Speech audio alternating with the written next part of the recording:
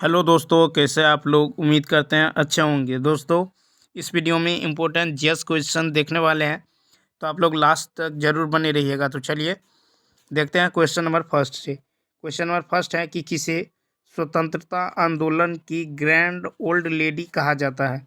Who is called the grand old lady of the freedom movement? A option है Usha Mehta, B option है Sarojini Naidu, C option है अरुणा असफ अली, और D option है none of these. तो देखिए, इसका जो राइट आंसर होगा ये होगा सी ऑप्शन, यानी अरुणा आसफ अली को स्वतंत्रता आंदोलन की ग्रैंड ओल्ड लेडी कहा जाता है। तो इसका सी ऑप्शन क्या होगा? राइट होगा। अब चलिए इससे रिलेटेड फैक्ट जो है नेक्स्ट पेज में देखते हैं। तो चलिए देखते हैं। यहाँ पे देखिए, अरुणा अरुणा आसफ अली, अरुणा आसफ अली, अरुणा आसफ अली को अरुणा आसफ अली को भारत छोड़ो अरुणा आसफ अली को भारत छोड़ो आंदोलन के दौरान भारत छोड़ो आंदोलन के दौरान भारत छोड़ो आंदोलन के भारत छोड़ो आंदोलन के दौरान ग्वालिया ग्वालिया भारत छोड़ो आंदोलन के दौरान ग्वालिया टैंक मैदान जो मुंबई में है, भारतीय ध्वज फहराने के लिए जाना जाता है। ठीक है, तो भारतीय ध्वज फहराने के लिए जाना जाता है। तो याद रखना है, अरुणा आसफ अली को भारत छोड़ो आंदोलन के दौरान ग्वालिया टैंक मैदान मुंबई में भारतीय ध्वज फहराने के लिए जाना जाता है। चलिए नेक्स्ट पेज में देखते हैं कि अरुणा आसफ अली अरुणा आसफ अली 1958 में अरुणा आसफ अली 1958 में दिल्ली की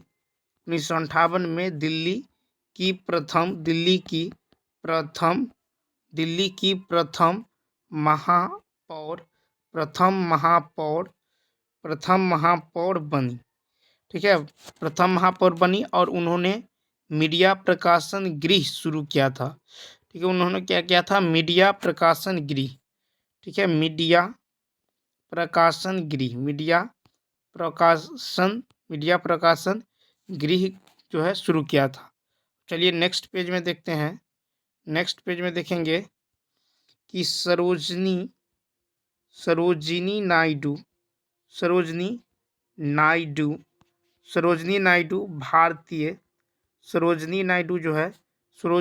भारतीय राष्ट्रीय कांग्रेस सरोजनी नायडू जो है भारतीय राष्ट्रीय कांग्रेस के कानपुर अधिवेशन 1925 की अध्यक्षता करने वाली, ठीक है, पहली भारतीय महिला थी।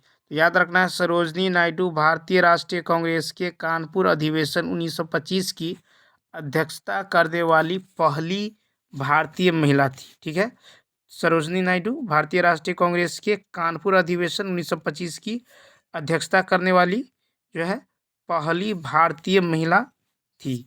उसके बाद देखिए, उसके बाद नेक्स्ट पेज में देखिए सरोजनी नायडू,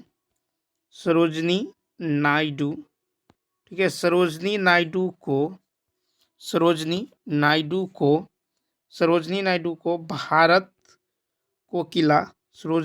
को भारत कोकिला यानी नाइटिंगेल ऑफ इंडिया कहा जाता था।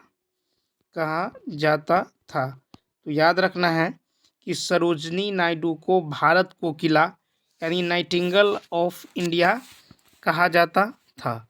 ठीक है, उसके बाद नेक्स्ट पेज में देखेंगे। देखिए सरोजनी नायडू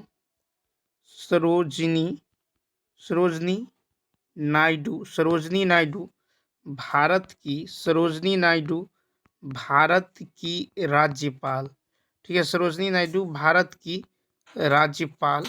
ठीक है, सरोजनी नायडू भारत की राज्यपाल यानी यूपी उत्तर प्रदेश राज्य की राज्यपाल बनने वाली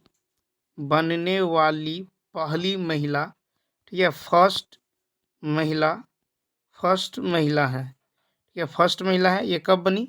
तो 1947 से 49 ईस्वी के बीच, ठीक है। तो याद रखना है सरोजनी नायडू भारत की राज्यपाल बनने वाली पहली महिला है, ठीक है, वो भी उत्तर प्रदेश के, और 1947 से 1949।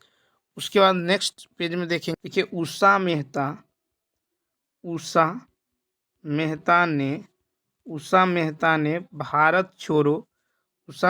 ने भारत छोड़ो आंदोलन के दौरान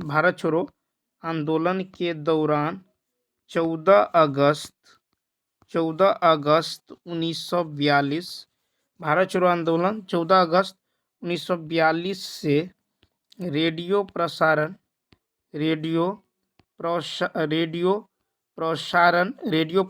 कार्य प्रारंभ किया था। तो याद रखना है उषा मेहता ने भारत छोड़ो आंदोलन के दौरान 14 अगस्त 1942 ईस्वी से रेडियो प्रसारण कार्य आरंभ किया था, ठीक है।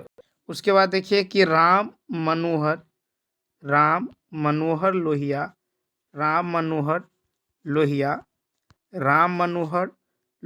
नियमित रूप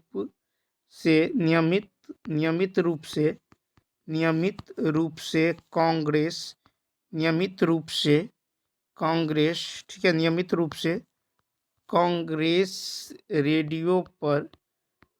से कांग्रेस रेडियो पर बोलते थे, ठीक है, बोलते थे। तो याद रखना है कि राम मनोहर लोहिया नियमित रूप से कांग्रेस रेडियो पर बोलते थे, ठीक है। उसके बाद नेक्स्ट पेज में देखेंगे, देखिए रेडियो प्रसारण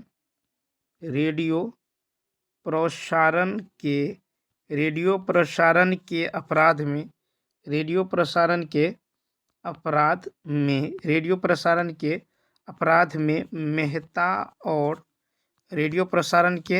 में मेहता और बाबू भाई को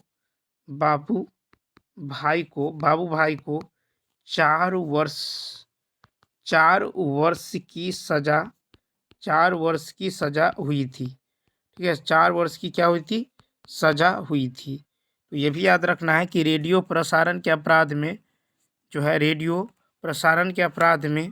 उषा मेहता, ठीक है, उषा मेहता, और रेडियो प्रसारण के अपराध में उषा मेहता और बाबू भाई को 4 वर्ष की सजा हुई थी, ठीक है, 4 वर्ष की सजा हुई थी। उसके बाद देखिए कि विजय लक्ष्मी पंडित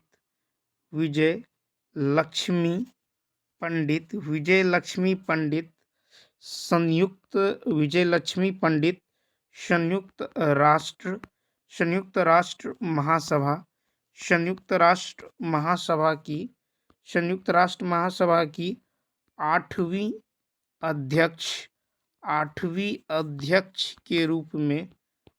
अध्यक्ष के रूप में चुनी गई, ठीक है, विश्व की पहली महिला एवं भारतीय थी। तो याद रखना है विजय लक्ष्मी पंडित संयुक्त राष्ट्र महासभा की 8वीं अध्यक्ष के रूप में चुनी गई विश्व की पहली महिला एवं भारतीय थी।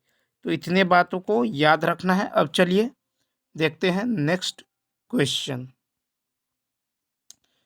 क्वेश्चन है कि जुलाई 2023 में इसरो ने PSLV C56 रॉकेट से किस देश के 7 उपग्रहों को सफलतापूर्वक प्रक्षेपित किया?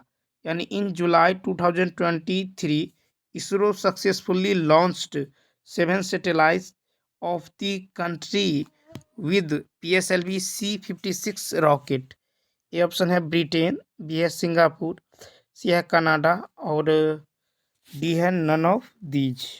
तो इसका जो राइट आंसर होगा ये होगा बी ऑप्शन, यानी सिंगापुर। तो याद रखना है जुलाई 2023 में इसरो ने PSLV C56 रॉकेट से सिंगापुर के 7 उपग्रहों को सफलतापूर्वक प्रक्षेपित किया था, ठीक है। तो इसका जो है बी ऑप्शन क्या होगा? राइट होगा। अब चलिए इससे रिलेटेड फैक्ट देखते हैं नेक्स्ट पेज में। तो यहाँ पे देखिए कि इस मिशन इस मिशन के इस मिशन के सफल इस मिशन के सफल होने से इस मिशन के सफल होने से भारत 1999 से जुलाई 2023 तक 36 देशों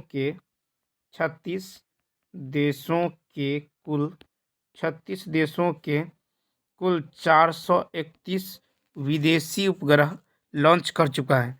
तो याद रखना है कि इस मिशन के सफल होने से भारत 1999 से जुलाई 2023 तक 36 देशों के कुल 431 विदेशी उपग्रह लॉन्च कर चुका है। अब चलिए नेक्स्ट पेज में देखते हैं कि इसरो ने वर्ष 2023 में मार्च में LVM थर्ड रॉकेट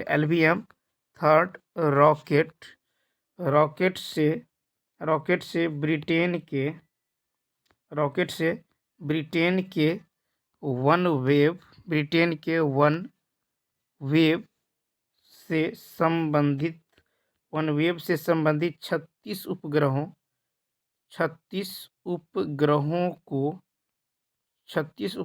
को लॉन्च किया था। तो याद रखना इसरो ने 2023 में मार्च में LVM थर्ड रॉकेट से ब्रिटेन के वन वेव से संबंधित 36 उपग्रहों को लॉन्च किया था। ठीक है, उसके बाद नेक्स्ट पेज में देखिए कि इसरो ने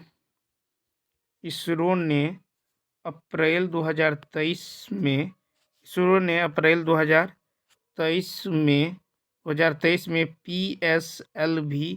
PSLV रॉकेट से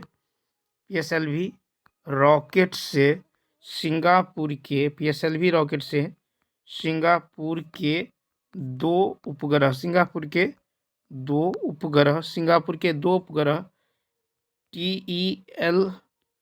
TELEOS-2, ठीक है, TELEOS-2 और LUMI-LITE, ठीक है। उसके बाद है LUMI-LITE लूमिलीट 4 उपग्रह लॉन्च किया था। तो इतने बातों को याद रखना है। अब चलिए देखते हैं नेक्स्ट क्वेश्चन है कि निम्न में से कौन सा एक बाघ संरक्षित स्थल नहीं है। Which of the following is not a tiger reserve. A option है मानस, बी ऑप्शन है सुल्तानपुर, सी है सरिस्का। तो इसका जो राइट आंसर होगा ये होगा सुल्तानपुर, बी ऑप्शन। तो याद रखना है सुल्तानपुर जो है ये बाघ संरक्षण स्थल नहीं है। ठीक है, बाघ संरक्षण स्थल क्या है, नहीं है। ठीक है, तो इसका जो है बी ऑप्शन क्या होगा, राइट होगा। अब चलिए इससे रिलेटेड फैक्ट देखते हैं नेक्स्ट पेज में। अब देखिए कि सुल्तानपुर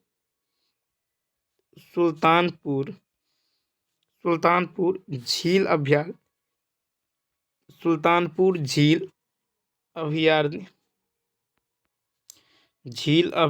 सुल्तानपुर जो है ये झील अभयारण्य हरियाणा में अवस्थित है। ठीक है, अवस्थित है। तो याद रखना है कि सुल्तानपुर जो है झील अभयारण्य सुल्तानपुर झील अभयारण्य ये हरियाणा में अवस्थित है। कहाँ अवस्थित है, हरियाणा में। ठीक है, उसके बाद देखिए कि यह जो झील है यह झील अभयारण्य, ठीक है, सुल्तानपुर झील अभयारण्य जो है अभयारण्य विभिन्न, ठीक है, विभिन्न जल पक्षी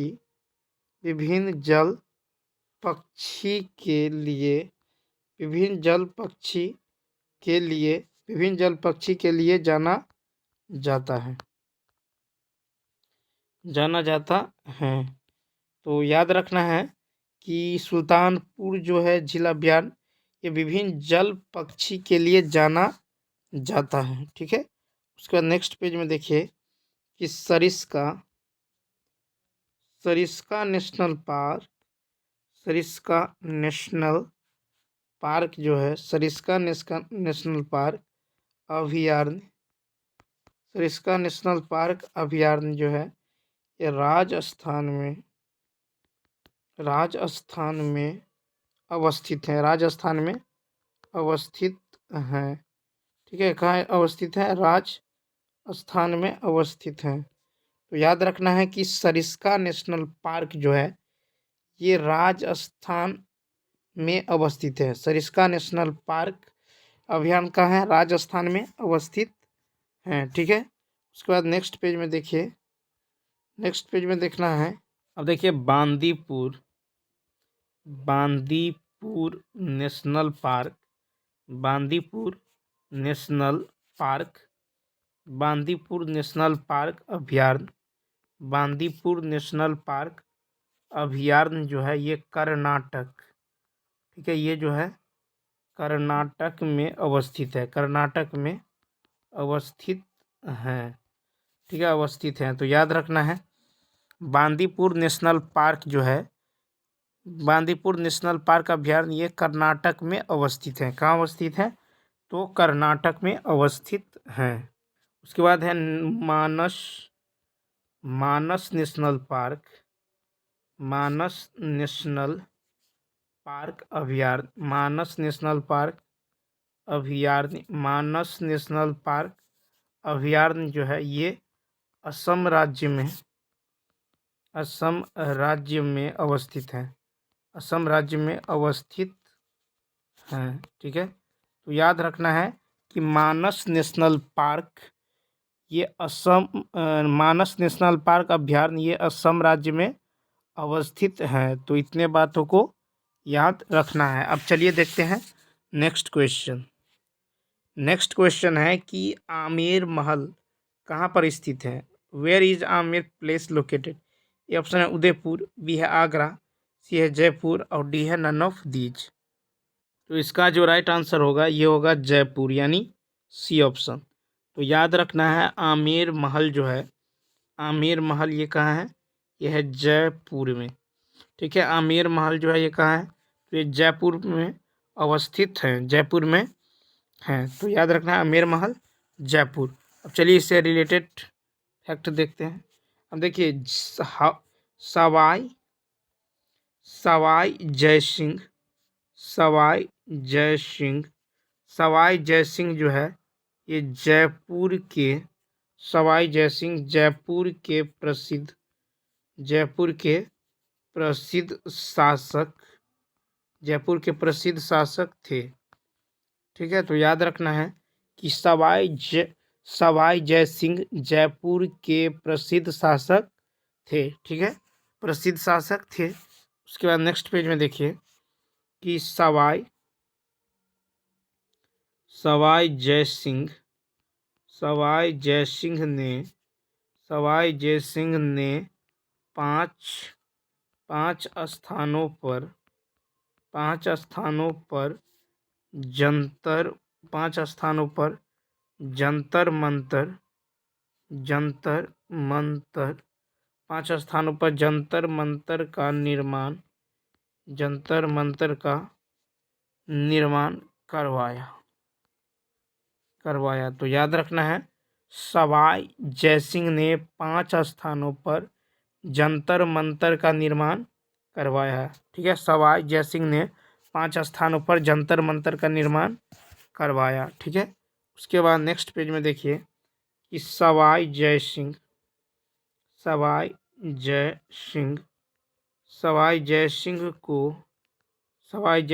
को खगोल विद्या में रुचि थी। ठीक है, तो याद रखना है कि सवाई जय सिंह को खगोल विद्या में रुचि थी। ठीक है, खगोल विद्या। उसके बाद नेक्स्ट पेज में देखिए जयपुर को जयपुर को पिंक सिटी, जयपुर को पिंक सिटी, जयपुर को पिंक सिटी भी कहा जाता है। ठीक है, कहा जाता है, कहा जाता है। तो याद रखना है कि जयपुर को पिंक सिटी भी कहा जाता है। ठीक है, और आमेर महल जो है ये जयपुर में स्थित है। ठीक है, अब चलिए देखते हैं नेक्स्ट क्वेश्चन। नेक्स्ट क्वेश्चन है कि कौन ताशकंद समझौते से संबंधित है, which is related to Tashkent agreement. A option है लाल बहादुर शास्त्री, बी है जवाहरलाल नेहरू, सी है मोरारजी देसाई, और डी है नन ऑफ दीज। और ठीक है, डी है नन ऑफ दीज। तो देखिए इसका जो राइट आंसर होगा ये होगा ए ऑप्शन, यानी लाल बहादुर शास्त्री। तो याद रखना है लाल बहादुर शास्त्री जो है ये ताशकंद समझौते से संबंधित है। इसका ए ऑप्शन क्या होगा, राइट होगा। अब चलिए इससे रिलेटेड फैक्ट देखते हैं नेक्स्ट पेज में। अब देखिए यहाँ पे है लाल बहादुर शास्त्री, लाल बहादुर शास्त्री, लाल बहादुर शास्त्री, लाल बहादुर शास्त्री के समय, लाल बहादुर शास्त्री के समय 1965 ईस्वी में 1965 ईस्वी में पाक भारत के बीच, पाक भारत के बीच युद्ध हुआ। ठीक है, युद्ध हुआ। तो याद रखना है कि लाल बहादुर शास्त्री के समय 1965 ईस्वी में पाक भारत के बीच क्या होता, युद्ध हुआ था 1965 में। ठीक है, पाक और भारत के बीच युद्ध हुआ था। उसके बाद देखिए कि 10 जनवरी 1966 को 10 जनवरी 1966 को भारत पाकिस्तान के बीच भारत पाकिस्तान के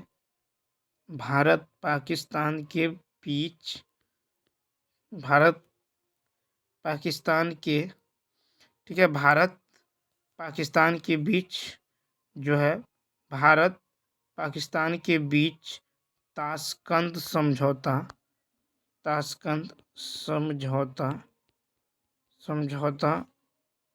है समझौता हुआ। तो याद रखना है कि 10 जनवरी 1966 ईस्वी को भारत पाकिस्तान के बीच ताशकंद समझौता हुआ।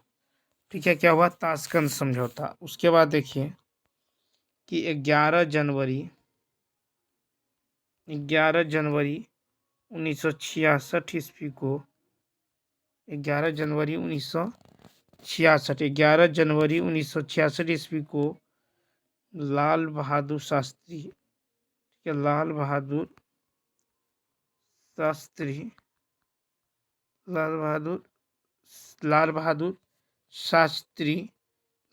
शास्त्री की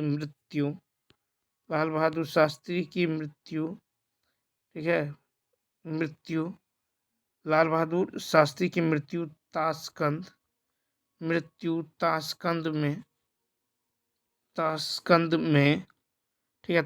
में हो गई। ठीक है, तो याद रखना है 11 जनवरी 1966 ईस्वी को लाल बहादुर शास्त्री की मृत्यु ताशकंद में हो गई। उसके बाद देखिए नेक्स्ट है, देखिए भारत और पाक के बीच भारत और पाकिस्तान के बीच प्रथम युद्ध जो है, प्रथम युद्ध 1947-48 ईस्वी में हुआ था। ठीक है, तो इतने बातों को याद रखना है। अब चलिए देखते हैं नेक्स्ट क्वेश्चन। तो नेक्स्ट क्वेश्चन है कि निम्न में से किस नदी का उद्गम भारतीय क्षेत्र में नहीं है।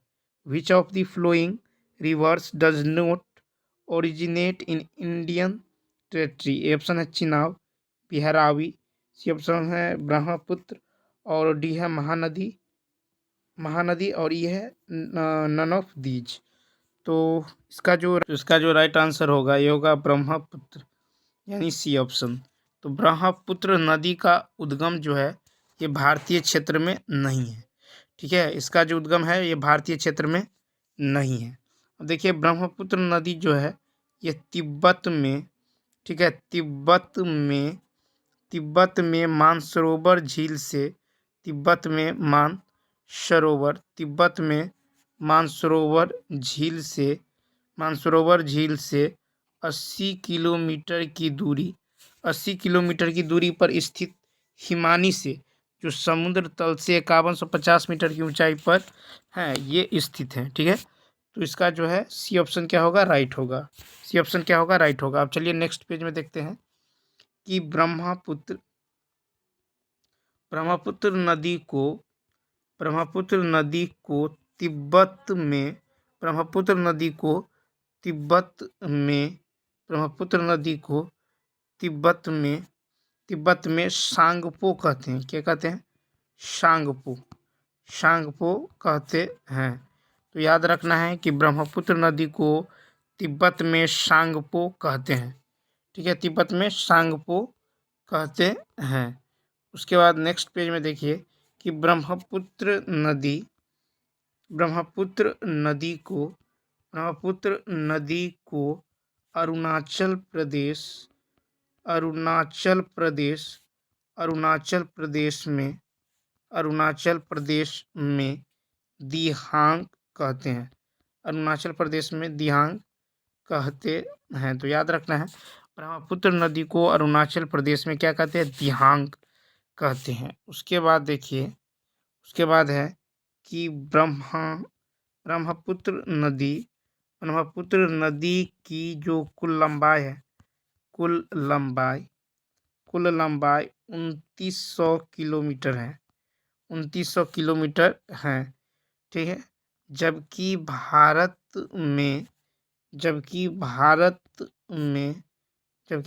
में 916 किलोमीटर बहती हैं।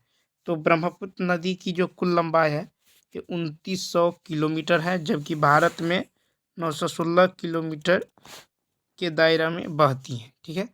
उसके बाद देखिए नेक्स्ट पेज में देखिए दिबांग क्या है, दिबांग लोहित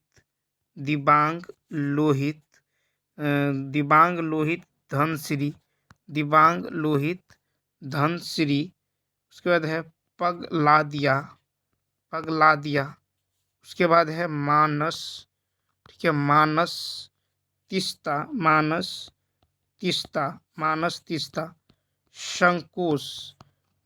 तीस्ता, शंकोश आदि जो है ये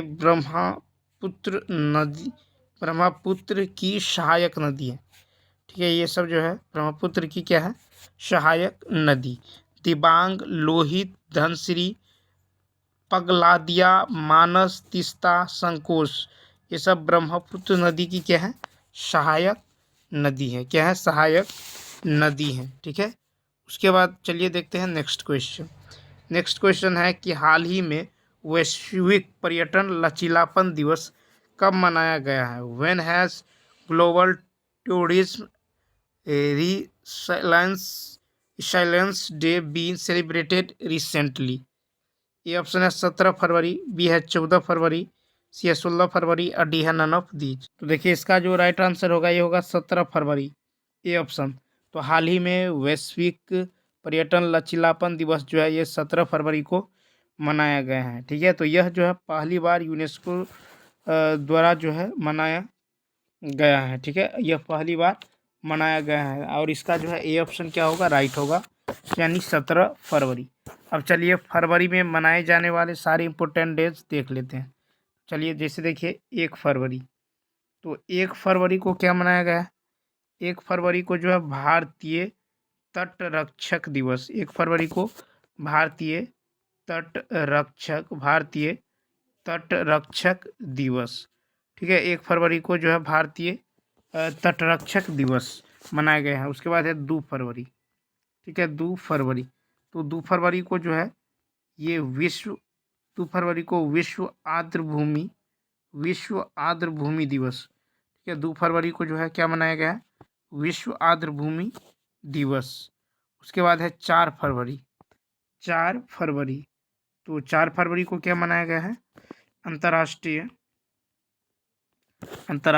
मानव बंधुत्व दिवस, अंतर्राष्ट्रीय मानव बंधुत्व दिवस, ठीक है, अंतर्राष्ट्रीय मानव बंधुत्व दिवस। उसके बाद देखिए 4 फरवरी को ही क्या मनाया गया है, तो विश्व कैंसर दिवस, 4 फरवरी को विश्व कैंसर दिवस। तो विश्व कैंसर दिवस भी कब मनाया गया है, 4 फरवरी को। उसके बाद है 6 फरवरी, तो देखिए 6 फरवरी को क्या मनाया गया है, 6 फरवरी को जो है 6 फरवरी को सुरक्षित इंटरनेट दिवस, सुरक्षित इंटरनेट दिवस ये मनाया गया है 6 फरवरी को, ठीक है। उसके बाद 7 फरवरी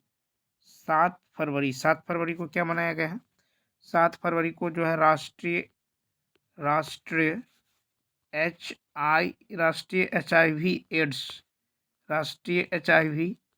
एड्स जागरूकता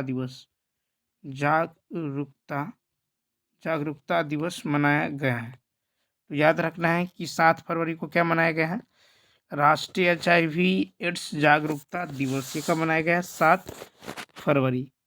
उसके बाद है 10 फरवरी, तो 10 फरवरी को क्या मनाया गया है, विश्व दलहन दिवस, 10 फरवरी को विश्व दलहन दिवस, ठीक है। तो विश्व दलहन दिवस कब मनाया गया है, 10 फरवरी। और 10 फरवरी को ही क्या मनाया गया है, तो 10 फरवरी को ही राष्ट्रीय कृमि मुक्ति दिवस, राष्ट्रीय कृमि मुक्ति दिवस, ठीक है, राष्ट्रीय कृमि मुक्ति दिवस कब मनाया गया है, 10 फरवरी को राष्ट्रीय कृमि मुक्ति दिवस। उसके बाद है 11 फरवरी, क्या है, 11 फरवरी, तो 11 फरवरी को क्या मनाया गया है, विज्ञान में, ठीक है, 11 फरवरी को मनाया गया है विज्ञान में महिलाओं और लड़कियों का अंतर्राष्ट्रीय दिवस, ठीक है, अंतर्राष्ट्रीय दिवस। उसके बाद देखिए 11 फरवरी को ही क्या मनाया गया है, तो 11 फरवरी को ही विश्व यूनानी दिवस जो है मनाया गया है। उसके बाद है 12 फरवरी, क्या है, 12 फरवरी, तो देखिए 12 फरवरी को जो है 12 फरवरी को क्या मनाया गया है, अंतर्राष्ट्रीय डार्विन दिवस, अंतर्राष्ट्रीय डार्विन दिवस। तो अंतर्राष्ट्रीय डार्विन दिवस ये 12 फरवरी को। फिर 12 फरवरी को ही क्या मनाया गया है, तो 12 फरवरी को ही जो है अंतर्राष्ट्रीय मिर्गी दिवस, ठीक है, अंतर्राष्ट्रीय मिर्गी दिवस ये कब मनाया गया है, 12 फरवरी को ही मनाया गया है अंतर्राष्ट्रीय मिर्गी दिवस, ठीक है। उसके बाद देखिए 12 फरवरी, फिर 12 फरवरी को क्या मनाया गया है, तो 12 फरवरी को ही राष्ट्रीय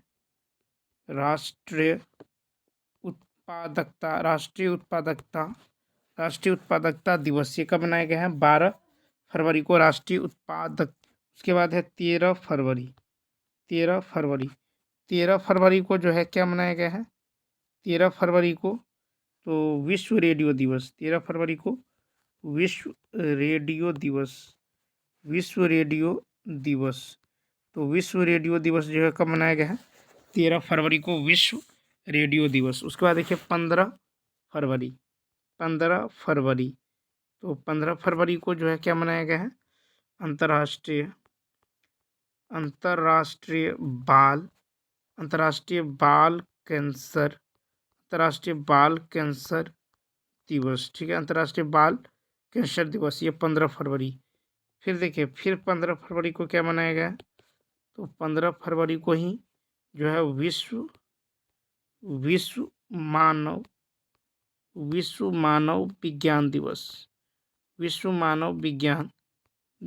तो विश्व मानव विज्ञान दिवस जो है विश्व मानव विज्ञान दिवस ये कब मनाया गया है? 15 फरवरी को ही मनाया गया है। तो चलिए दोस्तों, इस वीडियो में इतना ही। यदि यह वीडियो अच्छा लगा हो तो लाइक, शेयर और सब्सक्राइब करना ना भूलें। तो चलिए मिलते हैं नेक्स्ट वीडियो में। Thanks for watching.